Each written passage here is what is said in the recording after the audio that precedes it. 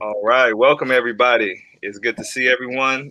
We're excited for a phenomenal conversation with two of my best friends, some great folks, Susie Gamez and Aaron Cho. But before we get into their biographies, I want to introduce myself and introduce the platform that this is. So my name is the Reverend Bryson White from Fresno, California, and I'm the Regional Faith Coordinator for Faith in the Valley. And Faith in the Valley and our community partners, we believe in a different and better future, that it is possible for the Central Valley if we work together. It's a future in which everyone is included, treated as sacred, has a chance to thrive and live a healthy and decent life. A future in which no one is seen as less than or lives in fear because of the color of their skin, their legal status, or the amount of money they earn. A future where everyone has access to good jobs, clean air, clean water, alternatives to incarceration, quality healthcare, and safe neighborhoods. Today, we're with you as a part of the Faith in the Valley Justice interview series, which are a set of conversations that highlight the role of faith and justice organizing in the Central Valley. We have discussed the role of interpretations of Scripture and its role in doing justice, the intersection between religion and mass incarceration. We've talked about Christian perspectives on abolitionism, conceptions of nonviolence, and most recently, the revolutionary theology of Fannie Lou Hamer, amongst other topics. Today, we're having a conversation on what the AAPI community has historically faced in the United States and is currently facing when we've seen the uptick of violence that's happening, unfortunately, to our AAPI kinfolk, and the most recent tragedy, which doesn't even capture, that word doesn't capture, but the tragedy in Atlanta with the gunning down of 8 folks there in Atlanta, 6 of whom were Asian Americans. And so the 2 folks that I would like to introduce to you all today, who I'm going to have this conversation with, Aaron Cho.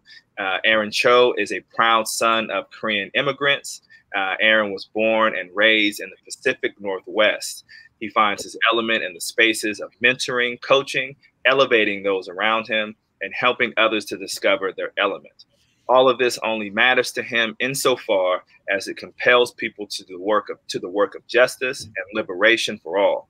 Aaron is a graduate of Fuller Seminary with an MDiv and serves as the lead associate pastor of Quest Church, where he has been a pastor for over 8 years.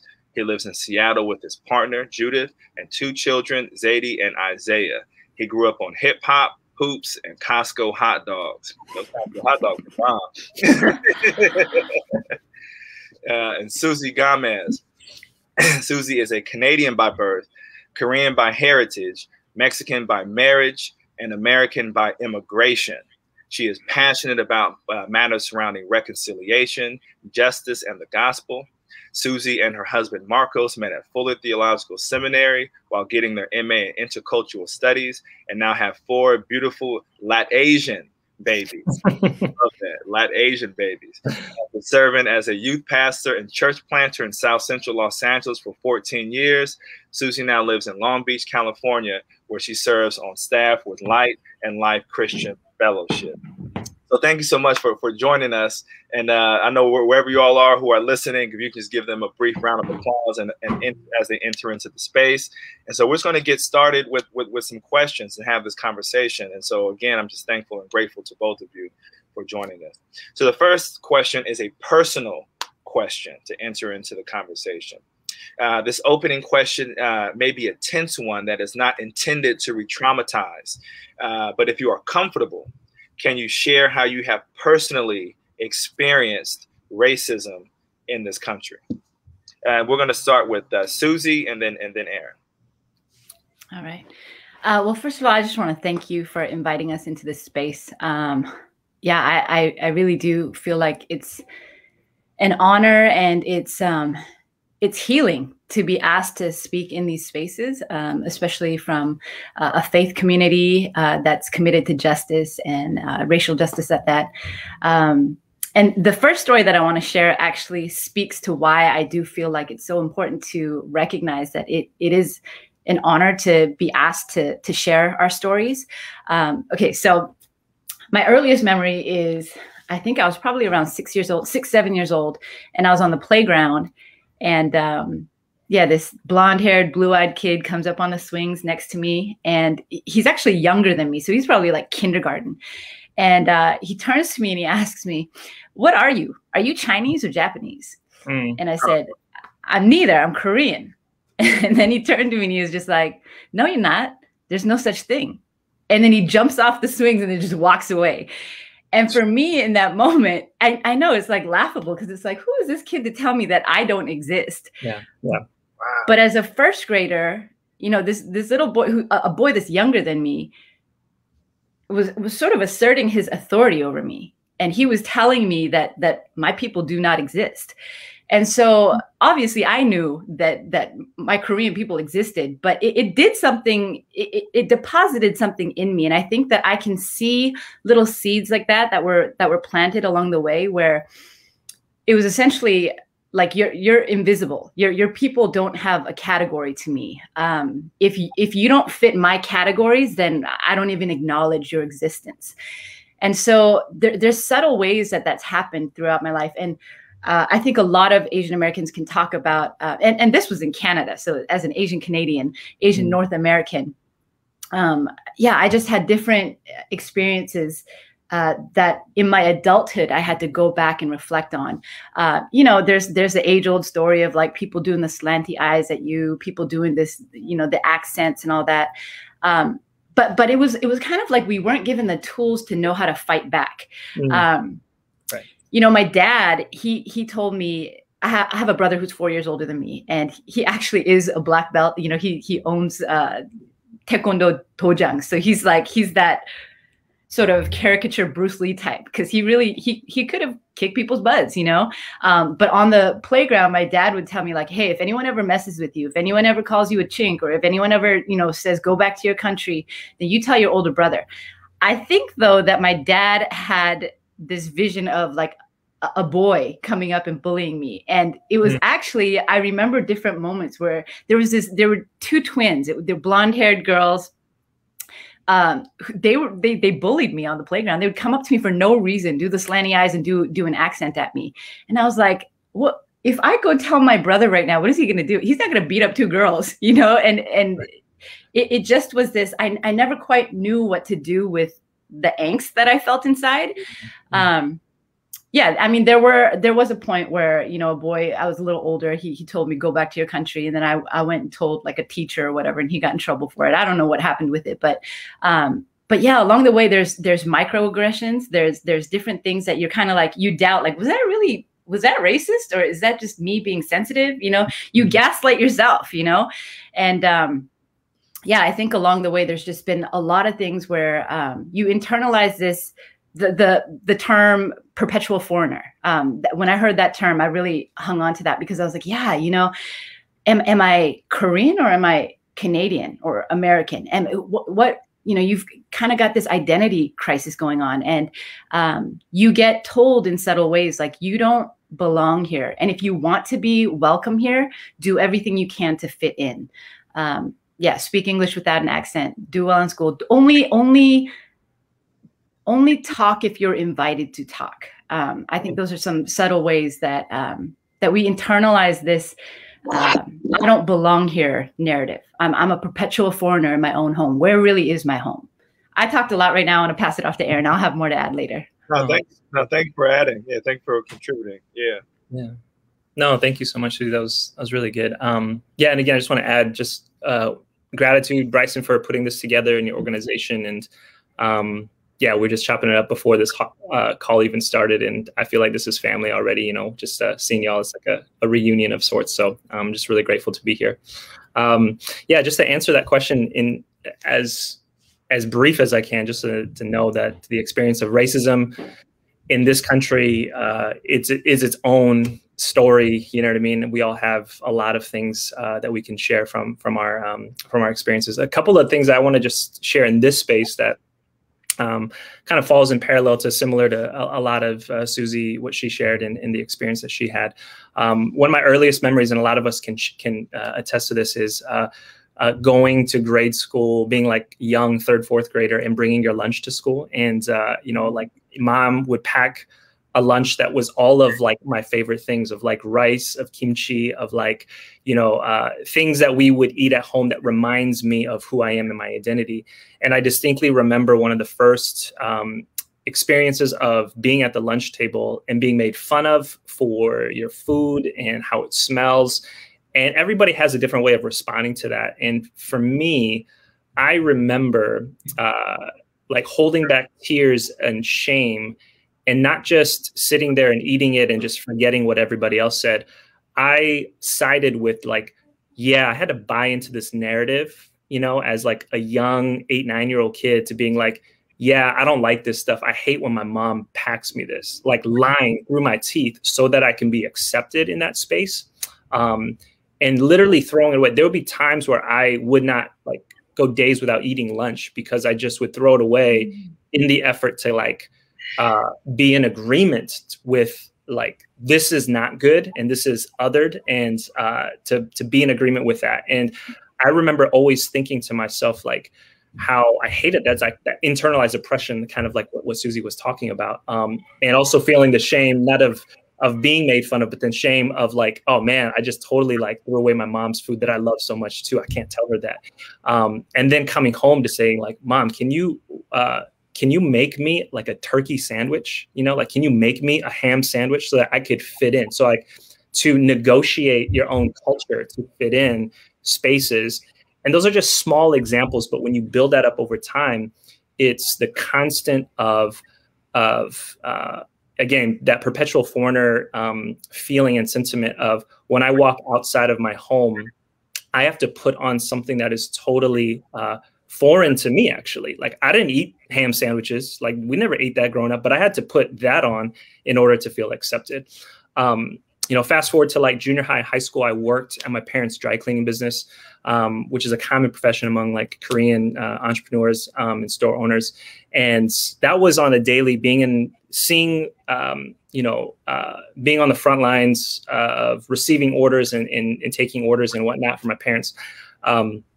Like, to see in the service industry how much, and I'll just say like how much white folks complained about the perfection of every piece of their clothing. Like if there was one spot on a shirt that didn't come out, it would be like an eruption of anger. And then it just turned super racist. Like, go back to your country. Like, why can't you guys figure this out?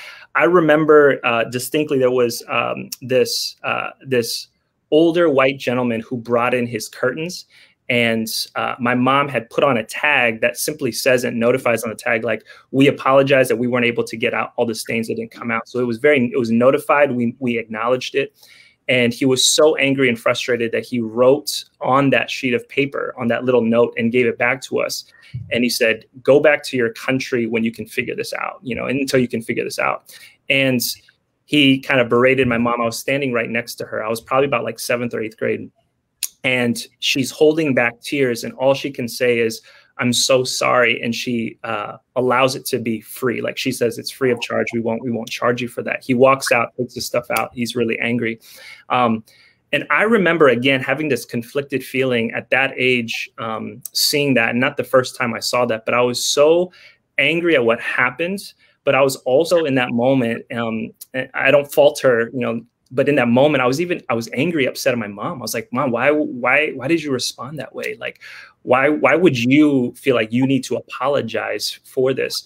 And she said something to me, like, I still hold on to this. And it was formational. She was like, we can't upset white people. Like, that was like what she said, is we don't have the permission to upset white people. I didn't quite understand that at the time. I was like, what do you mean? Like, you know, you didn't do anything wrong and all this kind of stuff. And he was being super racist. But that was just the narrative that they lived through, that I'm sure all of their peers, and being first-gen immigrants to this country, was the script that you have to live by, the narrative that you have to live by, is to get by in this country. Don't upset white people, is basically what you had to live by. You know, the nail that sticks out gets hammered. And so, like, try to, you know, put your head down, work hard, you know, buy into that model minority myth, and just kind of, you know, don't stand out and don't upset white people was pretty common. in our house. And so, I mean, there's other stories, but, you know, definitely those are kind of the things that were definitely formational for us growing up in our experience. Wow. Yeah, thank you for sharing. I really appreciate that. I've known y'all, and I don't think that you all have shared. We haven't had that conversation around those sort of specific kind of stories in your upbringing. And before we get to the second question, and I won't go deep into my own story. Just it's not that it's kind of centering you all, but I have those kind of similar stories as it pertains to particularly Susie's story, where when I was in kindergarten, a young white dude, told me we're playing space and we're playing astronauts. And I was saying I was an astronaut. He told me that I couldn't be black or couldn't be an astronaut because I was black, right? I was 4 in kindergarten, and I went home asking my mom if that was true. My mom was hella mad. You know what I mean? You know what I mean? And she came to the school. She was always having to come to the school to check some what some white kid said. You know what I mean to me. So it's interesting that we share common experiences in that sense, in terms of sort of where you all are cast as the perpetual foreigner, and we're seen as the consistent internal enemy, right? Yeah.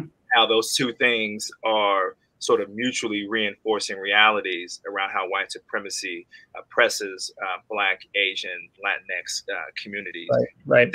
Differing ways, but in intersecting and interlocking ways. So thank you so much for sharing those personal stories. The second question, if it's okay if I move on, is that okay if we move on, or did you all want to sit in that space? Okay. And I also want to acknowledge that there's a question in the chat, and we'll get to that question at the end if we have time. So please feel free to continue to put questions in the chat. But we have a few set questions to get through, and then we'll get to those questions if we can. So thank you so much for the person who submitted the question in Spanish. Second question is a political question. We know that there's a long history of anti-Asian sentiment within white supremacy that has constructed AAPI communities as both an internal and external enemy, as we just talked about. The question is, how has the recent presidency of Donald Trump, from your perspective, fueled anti-Asian sentiments? And we'll start with Aaron. How has he not fueled anti-Asian sentiment? I mean, I feel like, I mean, I feel like the most obvious one, I kind of want to unpack how it has happened, and would love to hear Susie too, just in conversation about this. But just the ways in which in 2020 how COVID has been portrayed and communicated multiple times, not just once or twice, but it has become the stringing narrative that we are in this global pandemic because of a people group. Because it has its origin and there's a blame of where it comes from. And that's very intentional, because then it can totally like abdicate the responsibility of, now we're in a global pandemic. How do you respond to it is not where the focus is on. It's, okay, where do we find, where was it seemingly originated from? And so now this is the Chinese virus, this is the Kung flu, like all of those monikers, all of those descriptors play into people's minds, particularly white folks, to then say any kind of action against those who are responsible for this is legitimized, basically. And we've seen that. And there's the Stop AAPI hate organization that's been like tracking a lot of this stuff. The uptick of anti-Asian violence and assaults has gone up by 1,900%. That's not 1,900% increase, and it continues and through 2021. That we just have seen more and more of the response of anti-Asian sentiment that has been originated out of the mouth of our former president. And with that has just come a whole flurry of emboldening people's already, anti-Asian racism or sentiment that has just increased that amount of giving people license and permission to then say, I have the permission to exercise, kind of what Susie said earlier, exercise my authority or control or power over another person's body because of what our former president has said. Where it comes from the highest level of leadership, it just gives this pass card to anybody else to operate in that same racist ideology. And so we've seen that you know, and the thing is now it just continues. I mean, he's not in office. It seems like he's kind of gone off the radar, but all of that trickle down effect has been, we're seeing it even now, still today, and continue to see it. And so, you know, I think for us, is understanding how, you know, we would give the pass card like, oh, it was just a joke, or, you know, he's saying an ignorant comment here and there. But those little things now have like deep lasting impact on people's lives. You know what I mean? And that's why it's so critical that when we early on, even a year ago, would hold our highest leaders accountable to the rhetoric that is being said, it's because of now we've seen the impact of that a year later. You know what I mean? And so, anyways, those are just some of the thoughts that I had on that. No, yeah, thank you for your offering, Susie. Yeah, you know, thank you for unpacking that. I feel like these things should be obvious. And I think in people's minds they are, but when you give language to it, it helps, you know, unpack it and make sense of it. You know, I think immediately of how people say, you know, racism begins in the home. You know, like young children get the vocabulary or the license to do certain things because they've seen it somewhere. You know, they've seen adults do it. And so when the president does this, I don't know if you can hear my little guy in the background. He's at the door banging. But yeah, when you see the president do this, and especially when, okay, so let's intersect this with the faith community. When the faith community, when the evangelical, mainstream evangelical Christian world has endorsed this man, when they've given their votes to this man, and they keep making excuses for him. And they say, oh, he's a baby Christian. Oh, everybody makes mistakes. Oh, yeah. And like you said, oh, he meant it as a joke. These things, as a person of faith, it causes me to distrust other leaders that ally themselves with him. If it's okay for him to make racist remarks and you won't speak out against that, and you continue to endorse him, then it makes me not feel safe in church spaces either. Like the trickle down effect, as you talk about, it's bigger than just one person saying something dumb or saying something without thinking about it. And because he said it over and over again, it makes America not great. And it really, I think that within the US, there are some people that recognize, there's a large group of people that recognize that there are many reasons why we are not the greatest nation in the world, or that we shouldn't fly that banner as if that's something like, oh yeah, you know, nobody can beat us. We're the best at everything. But his presidency was built upon that idea. We're the best. If you don't like it here, go home. So only people who agree with him are the people who belong here. And again, it's that perpetual foreigner thing again, too, where it's like, oh, your people brought the virus here. I was born and raised in America. You know, I'm an American citizen. So it's so problematic. But it's also, I think, for the Asian American community, I'll speak more specifically to the Korean community, because we get called Chinese anyway, right? So if it's the China virus, we can't really just say, oh, I'm Korean. That's not, you can't associate me with that. I think that, you know, as we talked about some of those microaggressions that happened growing up and not knowing how to unpack them, I think that for Koreans, there's this weird dynamic in the political world where, because the Korean War happened and because there's still a military presence in Korea, you know, I grew up hearing vets tell me like, oh, I fought in the Korean War. And whenever I heard that, it felt gross, actually, because a lot of times it was older white men that said it in a way that was, and there's a whole nother dynamic there where you talk about the fetishization and the sexualization of Asian women, but they would say it in this way where it was kind of like, you ought to be grateful towards me, you know? And there is that sort of that narrative hanging over us where it's like, we need to feel grateful that we're here in the US. But when do we get to feel like we can push back against things? Like, I contribute to this nation. I contribute to what makes America great. But I can't critique it because I have to be grateful that I'm here, that you allowed me to be here, that you fought in the Korean War. Wow. Yeah. Yeah, there's a lot to unpack. That piece, I want to put a pin in that comment, Susie, because that's a part of like one of the last questions that we have around AAPI communities sort of finding or deepening their voice around social injustice. And I think that's a really key piece as you lifted up, is the white gaze and the white imposition of gratitude. And that seems like that's common in both of y'all's stories, at your parents' business, Aaron, this, if you make a mistake, you know what I mean?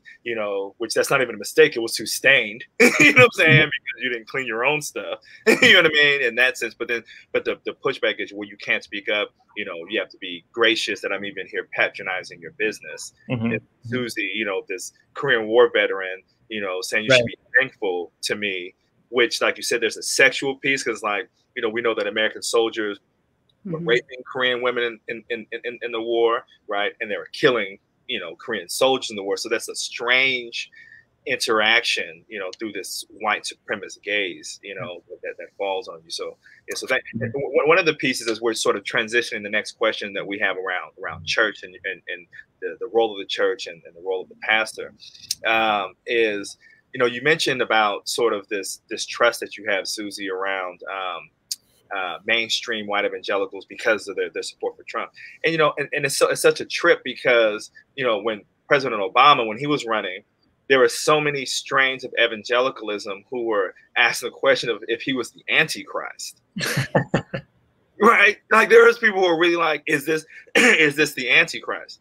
They just missed it by one. They just missed it by one. Yeah. They just missed it by one, right? And then the next guy comes along and he's, thrice divorced, full of being, he's pompous, he's saying that, he doesn't have to ask God for repentance. He said that he's never asked for repentance, right? And this is saying that he's a baby Christian, but the moniker of Antichrist never gets attached to him.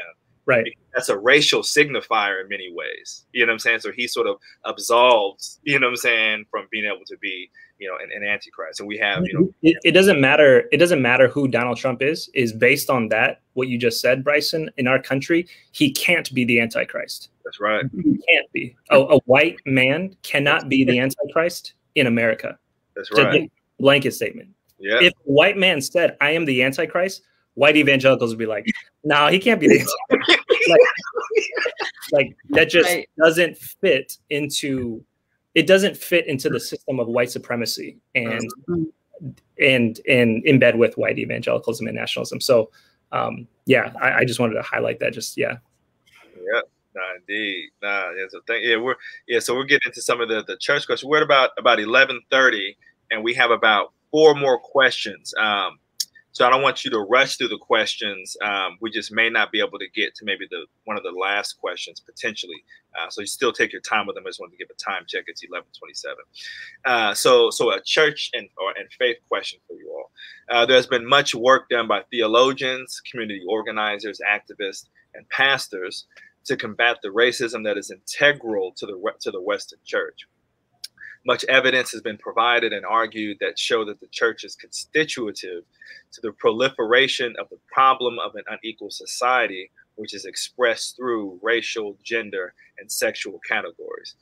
However, for many, the church still remains as a viable space in the creation of safe space, as well as contributing to the broader necessary transformations of society. And so I have 2 questions. I'll read them both, and then we'll start with the first one. How can the church best combat racism against AAPI communities in this country beyond shallow tropes of racial reconciliation? And the second one is, both of you are pastors. How are you or your congregations addressing the attacks on Asian American folks pastorally? These are intersecting questions, so you can actually just answer them however you feel, because they're intersecting questions. Let's start with Susie. We started with Aaron last time. Yeah. My immediate answer to that is just amplify Asian American voices. You do need allies, and that's going to be one of the questions that we address later. You need people to be accomplices with you in changing the structures and changing the culture, really. But I think, the immediate answer that I have is for myself personally, as a person who is a pastor and occupies these spaces, I have to continue to show up. And that, in the last few weeks, especially, just on a personal note, it's been really hard to show up. Like even just simple things like scrolling through Instagram, it felt so exhausting to me because, you know, whenever you go through that rabbit hole of like reading through comments and just reading all the vitriol that comes from people's comments, it's so wearying. And so for me, I had to step back a little and recenter myself on the God of the Bible. And I had to be encouraged by God to continue to show up. This is the space that he has asked me to steward. And, you know, I'm going to be asking God to fill me with the Holy Spirit and speak truth, you know? And so I think that while in a lot of these mainstream evangelical spaces, we do need white male pastors to lean in and listen and learn and do all that. But we also do have to create new spaces like this. We have to, for myself and for Aaron, for other Asian American folks who have had to deconstruct a lot of the things that the lies that we've been told and the lies that we've believed and lived into. We have to learn how to show up in our fullness. We have to know how to celebrate our Asian American identity. We have to get the language to know how to dismantle those lies. And for me, as a woman, you know, when I think about people who say women shouldn't and can't preach, instead of wasting my energy going through that argument over and over again, I need to just show up. I need to just preach. Right. And so I'll show up in those spaces where that's welcome, and I'll try to help create spaces where that's more abundant. Yeah, Aaron, why don't you add to that? No, that's so good. That's really good. Yeah, I wanted to just even quick piggyback off of what you said around just amplifying the voices of leaders, particularly not only just Asian American pastors and leaders, but I'm even saying more specifically our sisters who are speaking out. You know what I mean? And so empowering women of color, particularly women, API community folk who are leading the charge in a lot of the intersectionality of the work around racial injustice and around gender. And so I would say absolutely continuing to do that work of amplifying the voices. You know, I'm always trying to catch myself whenever I think of the capital C church, and even in my own sense, yeah, you got to always even do the work in your own spirit too, is like you center white evangelicalism, even though I know that's not the entirety of the church, but for the sake of this conversation, it's to see who has power and who has leadership within those organizations. So, you know, on one level, it's something happens, so we put out a statement on Instagram, and then we name it in a prayer, and then we can kind of like wash our hands, like we've done the work, you know, because we've named it, and it becomes, you know, it becomes performative, it becomes this PR move, and then we kind of move on to what I would describe as, you know, like the common theme of white evangelicalism is, you know, maintaining kind of morality and making sure that God in your own individual life, you know, you're in cahoots with God and everything's good, and not talk about this as a discipleship issue. So I think in a lot of ways, we have to like reframe combating racism, not when racist events happen, to then do cleanup work and then carry on. It has to be a totally restructuring of discipleship. And namely, I'm talking specifically to the white evangelical church of what does discipleship overhaul completely look like? It's power, who's in leadership, who are hired, who has voice, whose voices and bodies and stories are being amplified, and then what partnerships are happening. I don't really believe, and I love the work that Bryson, that y'all are doing, is I don't believe that every white institution has to come up with a justice center and a reconciliation. Like there's people and groups already doing that they don't know about, that they need to actually partner with, say, we want to be learners, come teach us and disciple us. But not only that, we are going to redo our budget come, you know, budgeting season, and maybe not hire that next white associate pastor and put that $60K into the community, the organization of work that is being done, led by people of color. Like it has to be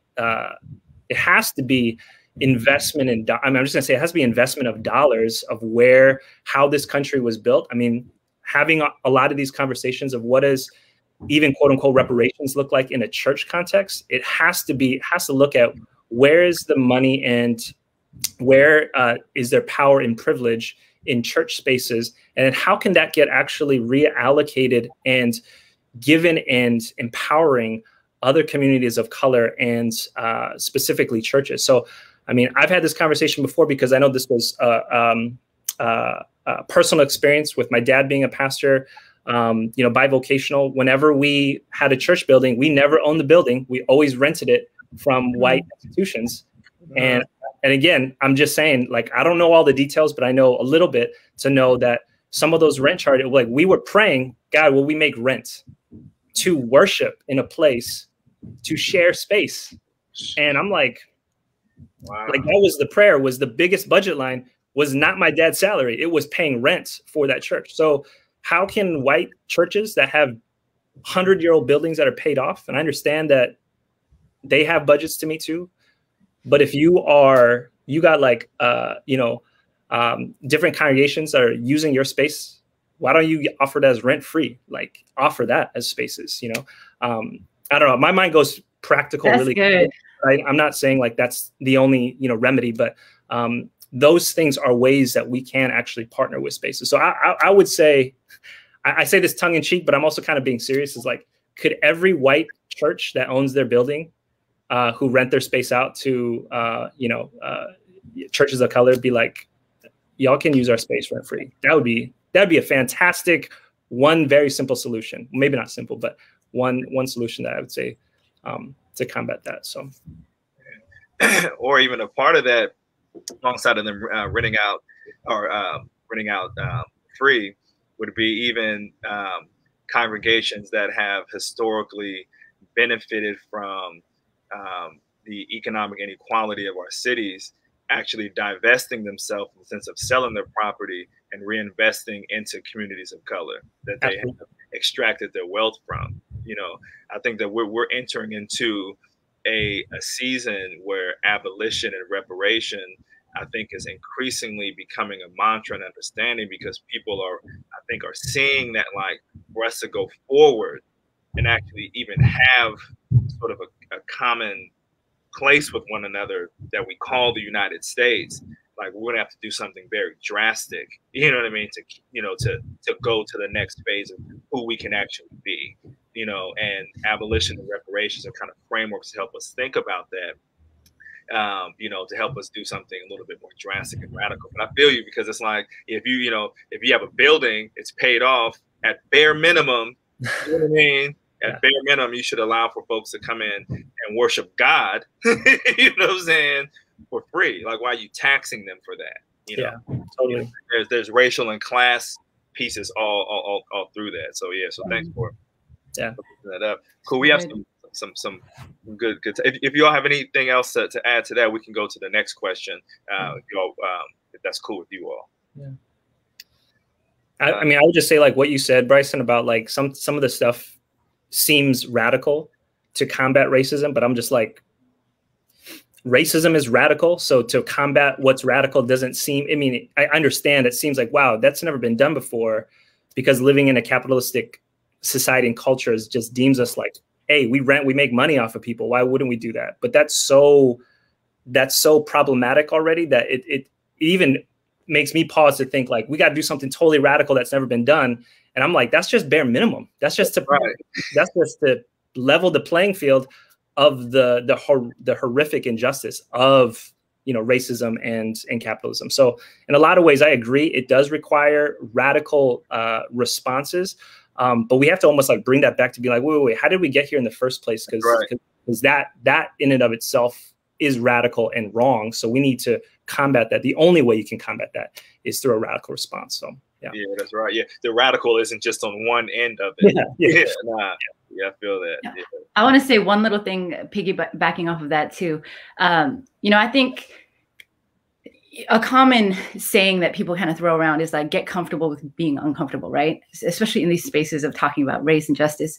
But I think, the reason why things don't change is because people don't like change, because it's uncomfortable, right? And so when you talk about becoming radical. What you're really doing is dialing up the discomfort level, right? Mm-hmm. So I think in order for people to get comfortable with being uncomfortable, in order to get to a place of change, we're just dialing up the discomfort, right? And yeah, you can parallel it to, like, you know, the slow boil of the frog, or whatever that allegory is, where it doesn't jump out of the pot because the water's only getting slightly hotter at a time, than they get boiled. But I think it's a practice. It's like a spiritual practice, as you talk about, like the discipleship of discipling out racism or discipling out white supremacy. You know, the simple thing of not charging somebody rent, yeah, it might be uncomfortable because we're so used to the American way of capitalism, but dial it up a notch and allow yourself to get uncomfortable enough so that you recognize, like, oh, there is something good happening here. Like, as you dial up your discomfort, you'll see that change is happening. And hopefully, you know, it's like, it's the endurance. You're putting on some extra weights. You're getting used to, I don't know anything about bench pressing, but you're just starting to carry a little bit more weight, right? You know? And so, yeah, it's just a simple practice of dialing up your discomfort. Yeah, no, that's real. Yeah. When you hit it like that, you kind of gave yourself away, Susie.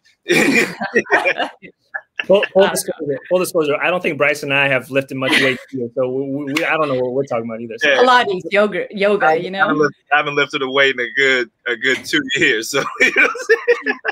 The babies. I've been lifting babies, yes. Exactly. Carol says my weight. Yeah. So thank you for that. What time is it? So it's 11:40. So we have a few more minutes together. The last question is the solidarity question that hopefully kind of encapsulates a lot of what we've already been talking about, that we can sort of flesh out. But really, like, how do we show up for one another? You know, some of the critique that is expressed in freedom movements is that AAPI communities are asking for folks to show up for them in this particular time of trouble. Yet the AAPI community is seen by many as dodging their participation in freedom movements, whether that's true or false, right? A few questions on solidarity, right? So 2 questions, and then you can answer them how you see fit. What is your sense of more in the AAPI community finding their voices in contemporary freedom movements? And the second question is, what does multiracial solidarity look like from your perspective? What does mutual solidarity look like in unsettling the seeming omnipresence of white supremacy? And we'll start with Aaron on this question. No, these are such great questions that I feel like the solidarity piece is going to be that next big thing for all of us to learn how to do together. And so I don't address these questions as any expert by any means, but just continuing to learn how to do this. I think your line of commentary is critical to kind of pause there, because you'll hear from different sides of where we have seen an increase of Asian American AAPI voices speaking out, and then the critique. I would say it's a fair critique. I don't want to say it's friends who will name and say, hey, we have to know our history, that there have been Asian Americans and there have been leaders who marched during the civil rights, who were there, who were present. And there were examples of kind of that multiracial solidarity. And we have to like highlight those as a way to say it's possible, it's been done before. And that's part of our narrative and legacy that we need to kind of continue in this work. I also want to say, and Susie, you let me know how you agree or disagree with this too, is like, I also have to name that. I don't know if that is a true overarching, an accurate narrative, an accurate picture of like the overwhelming Asian American response, or those more exceptions, you know what I mean? More exceptions to the rule. And I think, I would say that historically had been more exceptions, where the vast majority, oftentimes in freedom struggles and works of liberation that are not pointed or directly impacting the Asian American experience, has been a little bit more silent. And I think what we're seeing now is a growth, is a movement in the right direction. So in that regard, I'm encouraged by that. But I would say that there still needs to be work done for AAPI folks to kind of wake up to the reality that the issues around racial injustice, whether it's against Black and brown communities or the Asian American communities, look differently. But where what is problematic, the root of, for lack of a better term, like the root of this rotten tree is basically white supremacy that we need to be placing a lot of our attention towards. I know this phrase comes up oftentimes that, this is not the time to be fighting or to kind of have this, the oppression Olympics, like whose suffering is worse than the other. And I think really the bigger question, the overarching question is how has white supremacy and whiteness impacted folks of color here in America specifically, and really come to terms with that truth. And then I think the work that I don't want to discount, the work that needs to be done, particularly among Asian American communities and Black and brown communities, that has to be done like kind of family style in-house among our communities to just really name the realness around where there has been anti-Black sentiment from Asian American communities, where there has been anti-Asian sentiment and acts also. And to, as people of faith, I know that, this is a part of that solidarity piece, is as people of faith to come honestly and humbly to those conversations, knowing and recognizing that in order for us to move towards liberation and freedom, we need to name our complicity and our repentance in that as well too. Mm. So good. I was just ready to listen to you keep talking, Aaron. So much I want to say. Bryson, I want to point back to a conversation that we had. I think this was the last time that we all were in person, actually. Okay. You were talking about your work with Faith in the Valley, and you were talking about how in order to get movement on something that you wanted to for lack of a better word, push, if you had something that you wanted to push, and you were trying to get people, the politicians, to pay attention, you would try to rally churches around whatever the issue was. And you said that the hardest group of people to get to show up was the Asian American community. And that just stuck with me because I felt so burdened by that, because and then you would say, when we could get the Asian American community to show up, then there would be a lot of attention given to it, because it's sort of like this matters to a cross section of people, not just to the Black community, not just to the Latin community. So when we show up together, there's power in that. They pay attention because it matters to a lot of people. And so I think for me, that was like a picture of what solidarity ought to look like. We need to show up for one another. And Bryson, your time in South Africa and your study of things like Ubuntu, the I am because you are, like, these ideas should be discipled into our communities. And Aaron, I love what you said about having like these family style conversations, because we need to have these hard conversations within house. We need to, one thing that I see when you'd see like Black celebrities start posting about stop AAPI hate or stop Asian hate, you read through the comments and you inevitably see some folks say, where were they for us? Or you would see people say, we need to focus on our own issues and stop giving our energy to other folks, because and these are not untrue, like these are valid statements. I read them and I'd be like, yeah, no, that's real, but it still grieves me.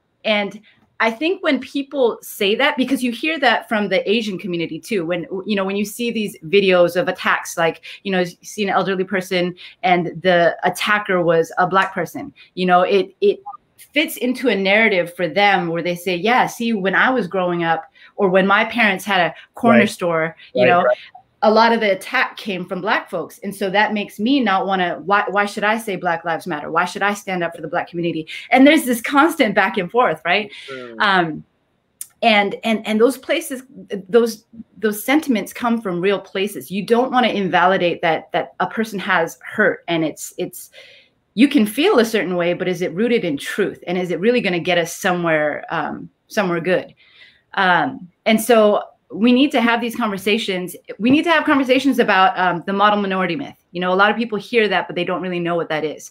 And so how is the model minority myth how is it a tool of white supremacy? How has making Asian people white adjacent hurt us and hurt the entire community of people of color. And how do we unpack that? I don't think that we can do that in the next 10 minutes without going longer than we need to. But even just knowing the terminology and like unpacking things is the work, right? There was something I was going to, so a practical thing, Aaron, when you were talking about your parents having a dry cleaner and a dry cleaning business, and then Bryson, you had said something that sparked this image in my mind. I recently read the book, The Deeply Formed Life by Rich Villottas, and he's Puerto Rican, pastor out in New York, and he's in Queens right now. I don't know if it happened in Queens or if he grew up in Brooklyn. Anyway, he said that growing up, he would go to the same dry cleaner every 2 weeks, right? Korean-owned dry cleaner. So he went in for years and years, and then one day he walked in, and he said it was barely noticeable, but at the same time it was a huge difference, because he walked in and the plexiglass that was there for years had been taken down. And he walked in and it was new owners, Korean owners again, but it was new owners. And when he asked them about it, they said, we felt like in order to build trust with our community, the people that we serve, we needed to take that plexiglass down. I mean, there was reason why the plexiglass was in there in the first place. But to take it down, that was kind of dialing up the discomfort. That was that sort of radical step. Yeah. And it's like a simple but radical thing. And it might come at a cost. It might feel risky. But the blessing that can come out of that can be huge, you know? And then so you keep taking it a step further. Like, so what would it look like on Manapa if we started hiring people from this community? What if we really had relationship with people? Because the plexiglass was this invisible barrier. Like I'm going to treat you more like a threat than a customer. I'm going to treat you like a customer rather than a friend. Right. I'm going to separate myself from this community. I'm just a business owner. I'm not really a part of this community. So how do we start taking those simple steps to really become a part of the community? And again, when I see those conversations going back and forth between the Black community, the Asian community, or the Latin community, I think that it really stems from a place of not, what's that quote that's floating around right now? I'm going to butcher it, but basically, from a Black man's mouth, saying, if you say that you have Black friends, what is it? It's the one where it's like, you don't have Black friends, you know Black people. Like, and it's talking about if you're discounting the pain of Black folks right now, and you have a Black friend that says, oh, it doesn't affect me, or you can't see their pain, then you just simply know a Black person. You don't have a Black friend. Right. So how do we get over that hump of just knowing one another, or being in proximity to one another, and really being in relationship with it, in meaningful relationship with one another? Yeah, and again, I think that when people say, I don't see the Black community showing up for me, it's because they don't have Black friends. If you don't have Asian folks who are showing up for you, checking in on you, caring for you, like empathizing with your pain, you don't actually have Asian friends. You have an Asian acquaintance, right? Yeah, that's really good. Yeah, that's so true. Good. Yeah. I mean, a part of that is the conversation that I've had with some of my own folks, where the conversation is for some folks, well, Asian folks don't show up for us, and we talk about that. There's sort of a truth around analyzing AAPI community showing up at freedom movement. I'm like, I got some dope Asian partners, you know what I'm saying, and friends who have shown up for me, and so that gives me the spirit of showing up for them, because it's friendship, and their pain is my pain is their pain, and there's something on the individual level around that really matters as we think through what it means to be in solidarity with one another, to transform larger structures, right? You know what I mean? Like those, the knitting of one to another really does matter. Just we live in a society that at every turn, we're pitted against one another economically, race, class, gender, sexual, or all these different sort of pieces. And every turn we're always pitted against one another.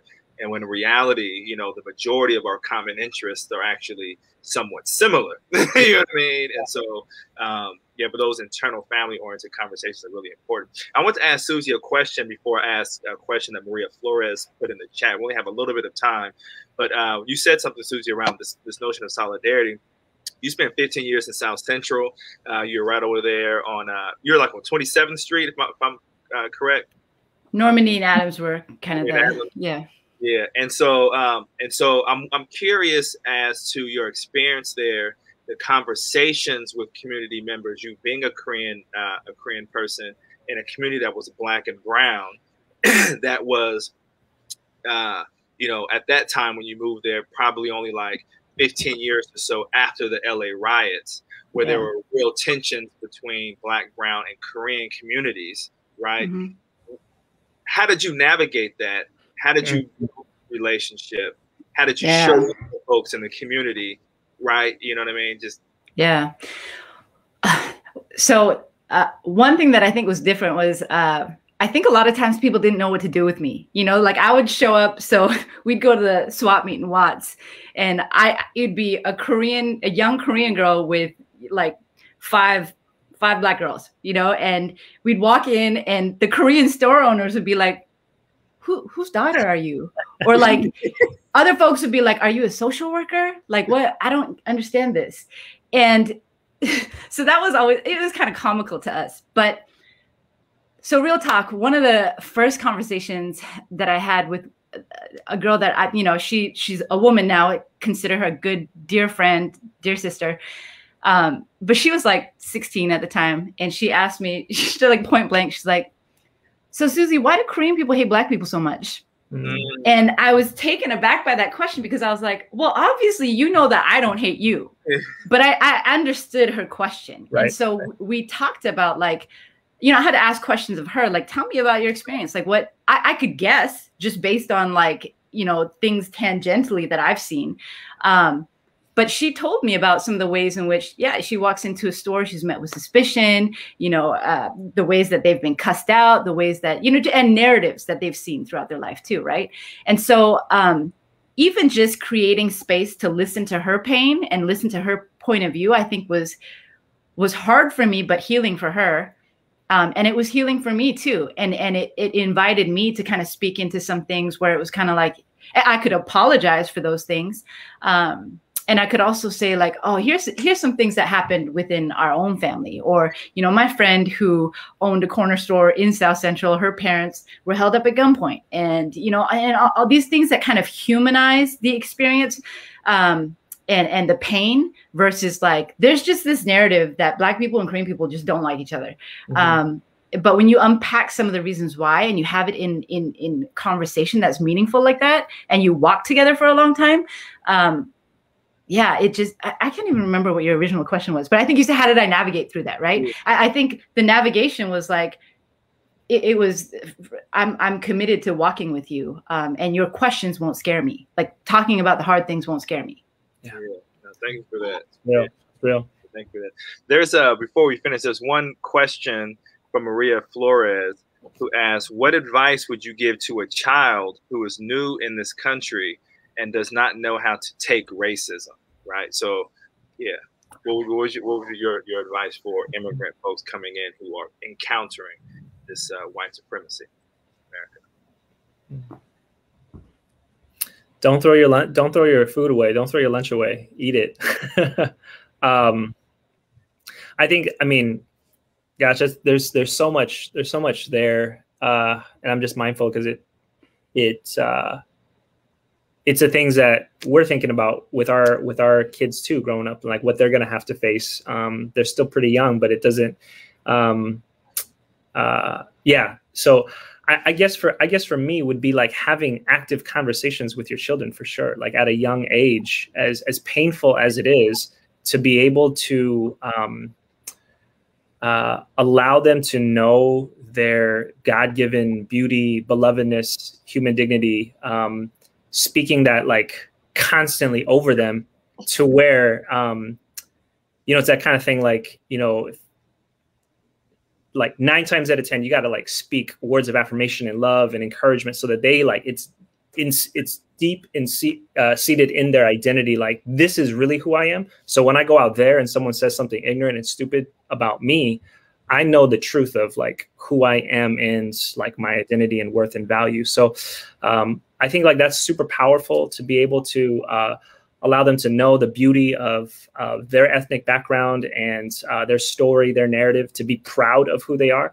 I think for me, if I could be honest, I didn't grow up having a lot of those narratives spoken. It was, there weren't the words of, you know, a little bit of here. It was only like around, I mean, Susie, you could correct me if I'm right, like around Olympic time, around when it was like, you're proud to be Korean, or World Cup time, it's like, you gotta have pride. But then outside of that, outside of the Olympics, every 4 years, when you go out, it's just like, you know, make sure you don't upset white people. So like I would retrain and reparent myself, and obviously through my own children in that way, to be like, take pride in who you are and know that these things may happen, and know that that we're always here to like support you in that you don't have to be alone in absolving and holding that story and those experiences. Because it's hard, because I can't really say anything of like, well, do this, that, and the third, and then you can avoid having those encounters. It's just going to happen.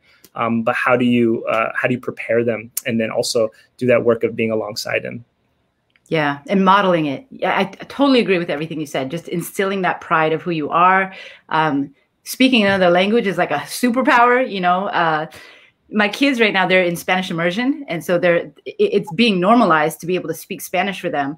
But when I'm on FaceTime with my parents these days, just the other day, my youngest, or my third, was like, she heard me speaking in Korean to my parents. And she's like, why are you speaking like that? And I was like, what are you talking about? Why am I speaking like that? Like, she said it like, and she even said like, we're in Long Beach. You should be speaking English. And I had to unpack that with her and be like, wow, yeah. Do you know? And so, yeah, really having intentional conversations with them, and then modeling to them like what it looks like to be proud of your like multi-ethnic heritage, and yeah, like proud to be Black, proud to be Korean, proud, you know, and for my kids, like proud to be Mexican. And there's a whole other, you know, narrative around that too, being a Mexican in California, and, you know, biracial, all that.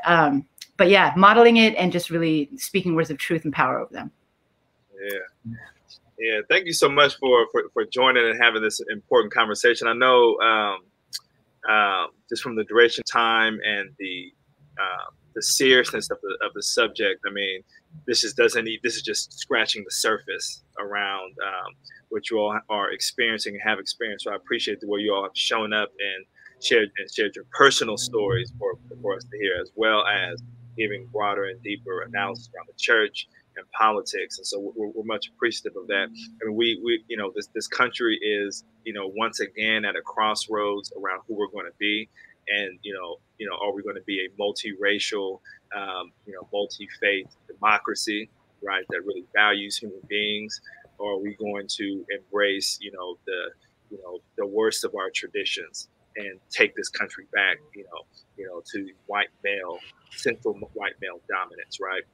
And, you know, it seems, you know, for us to make it on the other side of this time of trouble, like it's going to have to be a multiracial effort, right? Where we enter into much deeper forms of solidarity with one another, and reconnecting with our native and indigenous cultures and beliefs, you know what I mean? Like, and really doing our best to shed the scales that white supremacy have placed upon all of us, and entering into deep relationship with one another.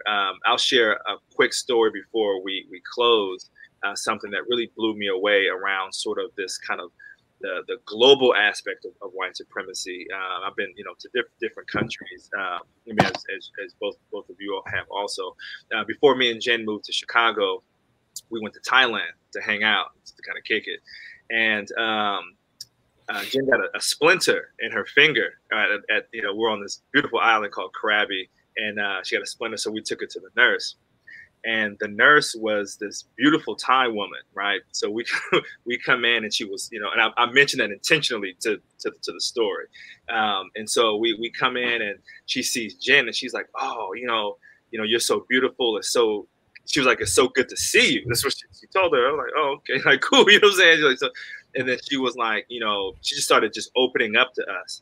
She was like, here, she's in Thailand. She was like, they say that I'm ugly and I'm unattractive because I'm dark. Like, she's a darker woman. She was darker Thai woman. And she was like, so it's so good to see you come in here, and it makes me feel better about myself.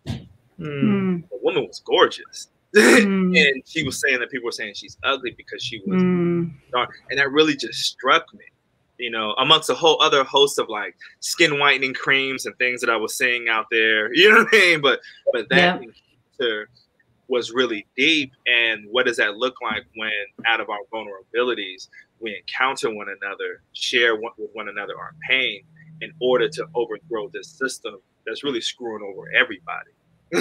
You know what I mean?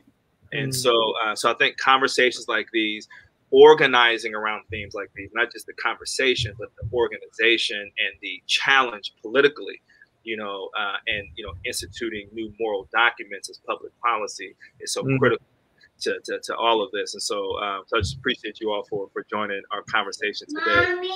So yes, forever who's listening, on different platforms, you can give Susie and Aaron a round of applause. Some real good folks, great conversation, much love. I appreciate you all. And so this conversation will be hosted on the Faith in the Valley website. So we'll upload it there, so you'll be able to view it there if you were not able to join with us today. So again, thank you and have a blessed day. Thank you.